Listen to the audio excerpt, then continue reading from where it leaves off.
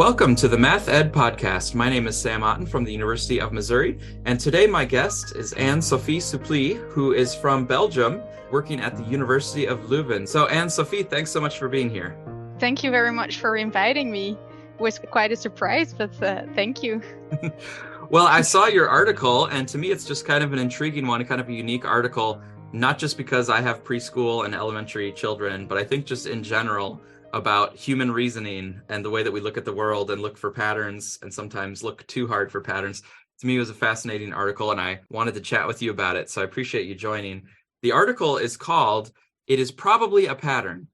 Does spontaneous focusing on regularities in preschool predict reasoning about randomness 4 years later?" And this is from the journal Educational Studies in Mathematics in volume 112. So Anne-Sophie, to me, this is kind of like it's a math education article, but it's also kind of about us as human beings, because as humans, we really like patterns and we tend to gravitate towards patterns more than randomness. Randomness kind of rubs us the wrong way and we aren't sure how to understand it. So I was wondering if you could just talk to us about how does that pattern recognition, how does that show up in life? And why is this an important aspect of reasoning for us to think carefully about and better understand? Difficult question. I totally agree with you that humans have a strong preference for patterns. They really love patterns. I think music is a good example of it. We all like music, and I think music are just auditory patterns, or also the habits that we have, the several habits that we all have. For example, in the morning, I tend to do things in a certain order. I first jump in the shower, then brush my teeth, and then I get dressed, and I do it in the same order every day. So I think patterns are make life predictable, and they are helpful because it simplifies things. But I also think that patterns, they helped us to survive in the old days, but also today. Like, for example, in the old days when you saw that each of your tribe got sick after eating a certain type of berries, that you would think twice about eating that same type of berry. So yeah, I think it has also some survival value. I think that the fact that we're natural pattern seekers is something that we have to keep in mind also when we reason about probability or randomness, because the tendency to look for patterns and recognize patterns and see patterns might be so strong that we also tend to see patterns or recognize patterns when none are actually there. I think the gambler's fallacy, I don't know if you're familiar with it, is a great example of it. When, for example, your sister is expecting a fourth baby and she already had 3 boys, chances are that you would guess that the next one is a girl, because that's more representative for the pattern that you would expect with for randomness. Does that make any sense? Yeah, it's like they're thinking, flipping a coin has been tails, tails, tails. Well, then heads are due. Like the next one Yeah, definitely should be heads. You're thinking that like yeah, because of the last stuff that's happened, it needs to right itself the next time, when actually it's still going to be a 50-50 chance even on the next one. exactly. Yeah, and we think that a random sequence should look chaotic and it shouldn't look as ordered. So we're actually looking for random pattern, and the pattern is actually the chaotic part in it. Oh, right. So So we like patterns, we look for patterns, sometimes we overlook for patterns, but then you're also saying yeah, that randomness, we think randomness should be completely without pattern at all scales. Like if we look at it closely, if we look at it from far, it should be like chaotic, everything everywhere. yeah, exactly. For me, it's also interesting, like you said, people liking patterns, there's some survival value to patterns. And so, there's reasons that we're drawn to patterns. But, I have a family member who recently was saying there are no coincidences. And he's like basically trying to see patterns in like world events and things that are happening. And then for me, I'm like, Yeah, no, there has to be coincidences. Like just statistically, there's so many events in the world. Some of them have to just be randomly occurring, but he has this desire to really like, no, see that everything is linked and everything is somehow causing the other things. Yeah, I can agree. I think there is a lot of individual differences also in our tendencies to look for patterns in our surroundings. It's also what we saw during the research, that even the children that we gave the patterning task differed greatly in their tendency to spontaneously create patterns. So I can definitely understand that also when we're adults that we differ in our tendency to look for patterns. But yeah, you always have people that believe in coincidence, and then you have the people that don't believe in coincidence. I think it's a discussion that has been going around a lot, and I think maybe, I don't know if it's a scientist as well, the family member. Not quite. No, not quite. No, I think as a scientist you might be believing a bit more in coincidence, and yeah, I don't know.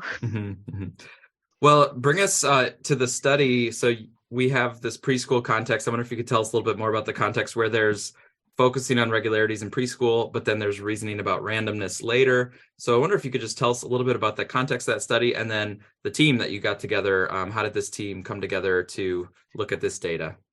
I conducted a PhD that was under the supervision of Professors Patrick Ongena and Wim van Doren, which are also the co-authors, or two of the co-authors of this paper.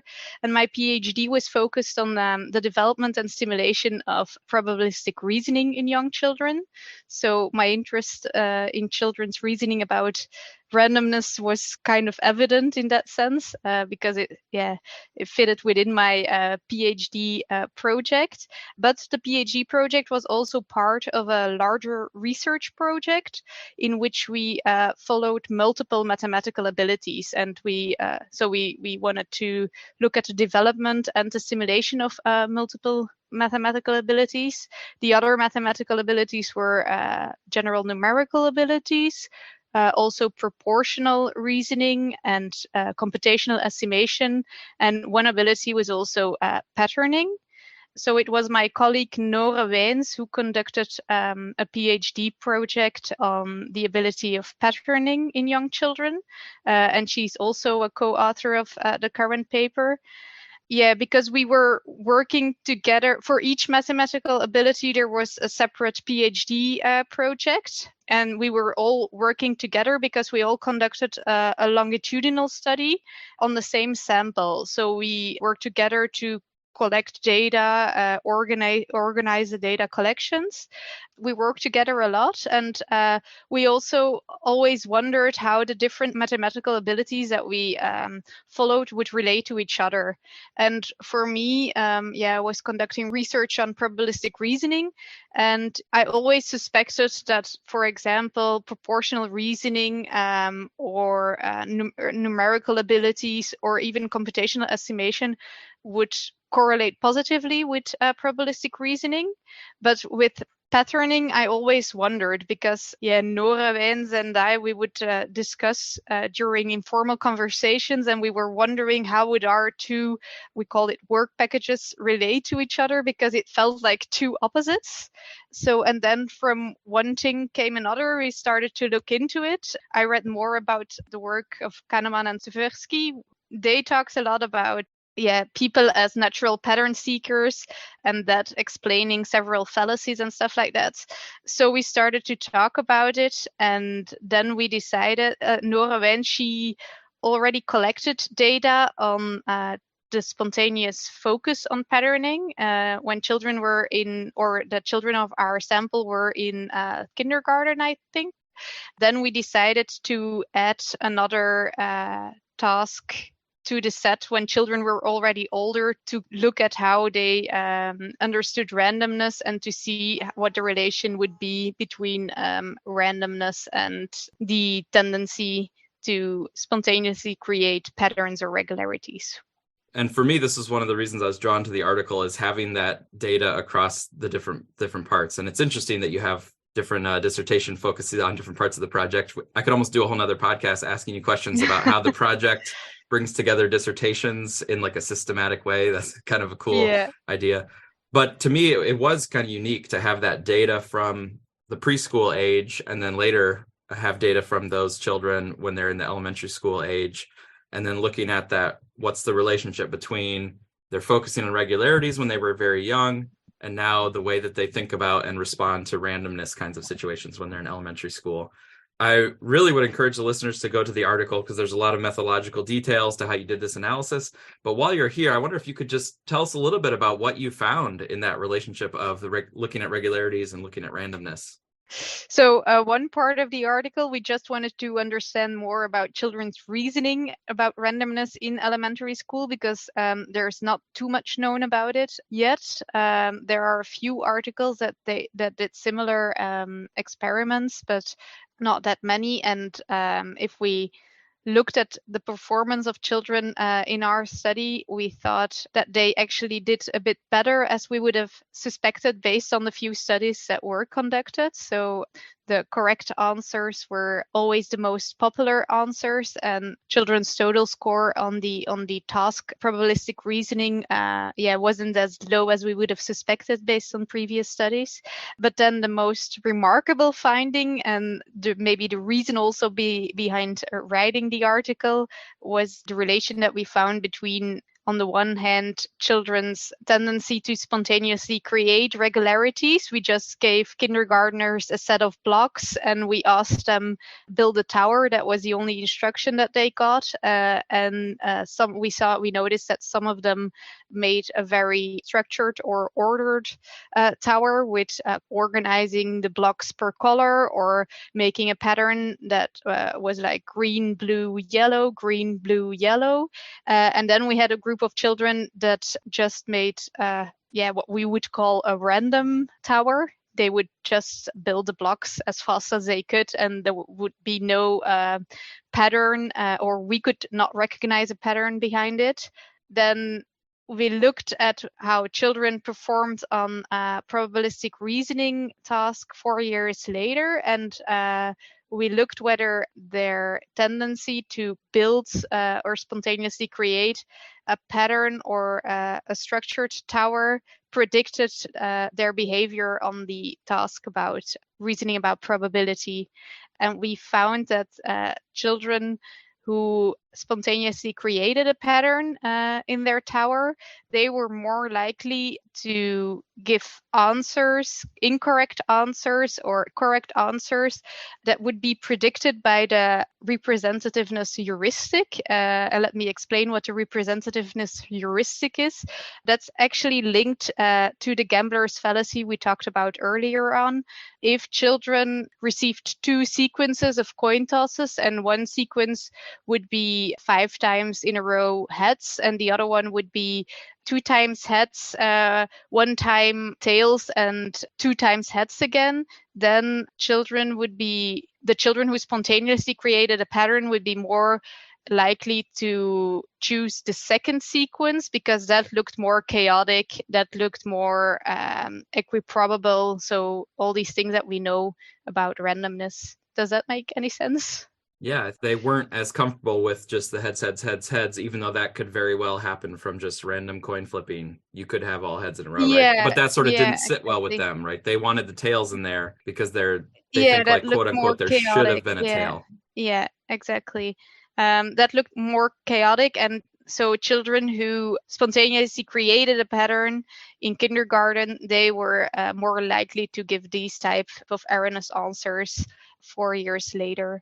The effect was small though, but we do have to keep in mind that they only received actually 1 item in kindergarten. We only gave them 1 set of blocks and they could build a tower once.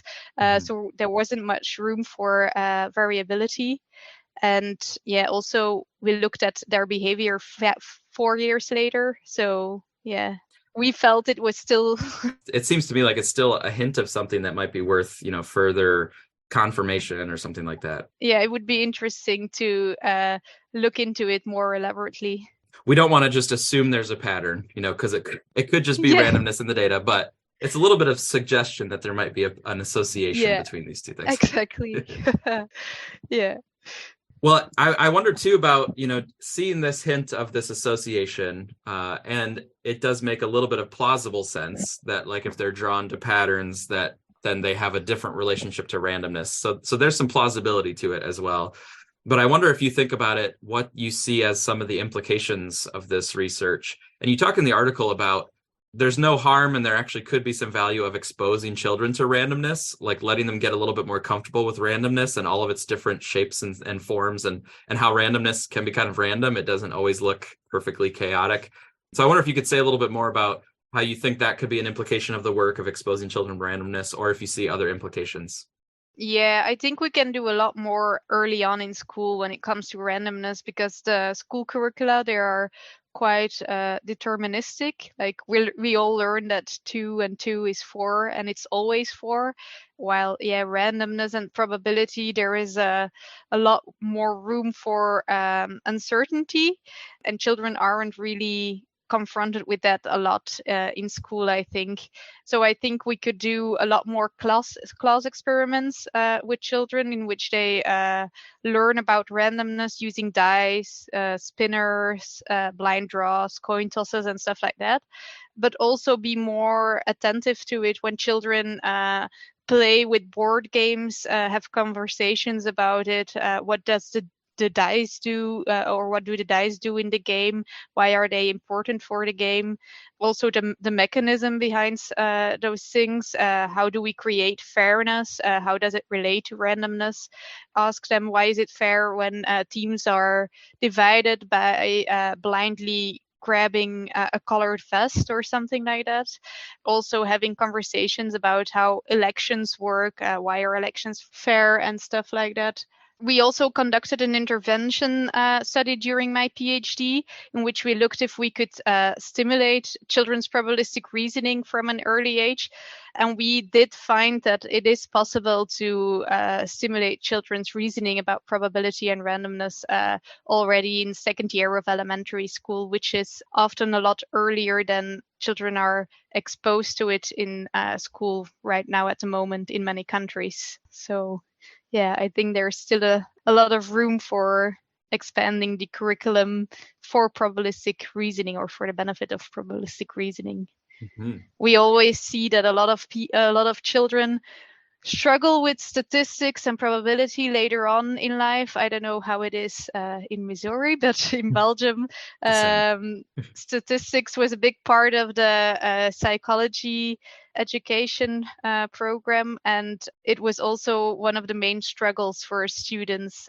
So maybe if we expose children to uncertainty from an earlier age, or we learn them also about uncertainty, or we learn that it exists and that it is important to take into account, maybe some of our struggles with coping with uncertainty later on will be a bit less. I don't know.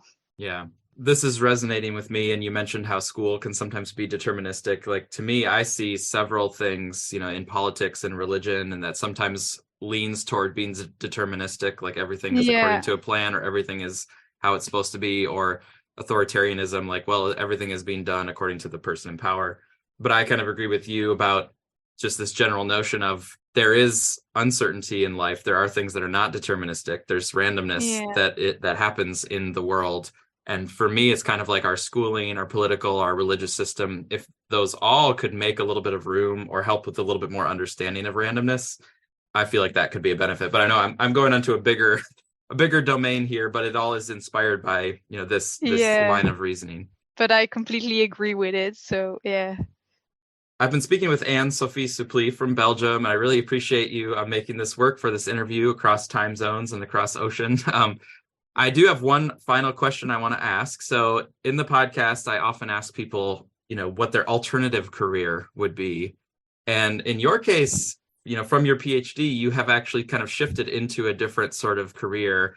I wonder if you could just let us know what you're doing now, and also maybe compare academia and research to like the clinical sort of work that you're doing now. So currently I work as a psychology in the University Hospital of Leuven, and I work with children that have cancer or several types of blood diseases.